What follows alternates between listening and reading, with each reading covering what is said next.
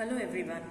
Welcome to today's topic of Class 8, The Best Christmas Present in the World, Part 2. As we know, in Part 1 we have already dealt with. Today we will see Part 2, which is talking about the letter which the author found in the tin box inside the desk. As we know, author purchased a desk in cheap rate, which was made up of oak. The letter which was found inside was written by Jim to his wife, sharing about his wonderful event in battlefield. He was an English officer and there was a German officer whose name was Hans Wolff. Here, Jim saw German soldiers waving their flag.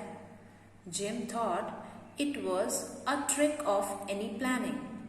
But later, Jim came to know that they are waving their white flag for peace. As we know, white is related to peace. Jim thought it was a trick, but it was not a trick. But they want to wish each other Merry Christmas.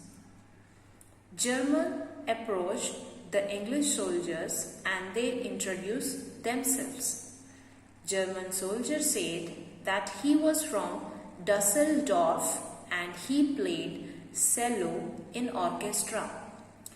He gave his name as Hans Wolff, whereas Jim, the English officer, to introduce him to German officer that he was a school teacher from Dorset.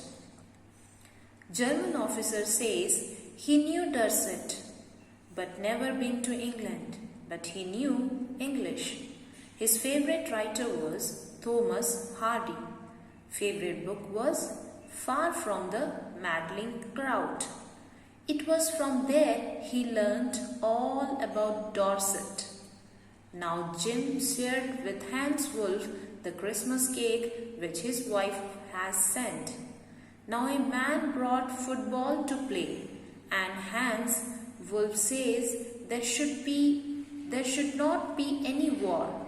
It should be like a football match where no one would be hurt, and they both cheered up for the team.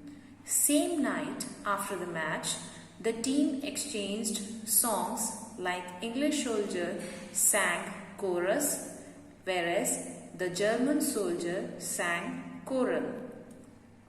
This entire memories was inscribed in that letter which the author got inside that tin box. Jim always want peace and hope instead of war. No one should die and they can meet next time, which he shared in this letter to his wife. Now the author decided to give this letter to the real owner. The author set out to go to give the letter in that particular address. But when he reached there, the house was totally burned. And Mrs. Jim, we can say Jim's wife, Mrs. Cooney, was admitted in the hospital.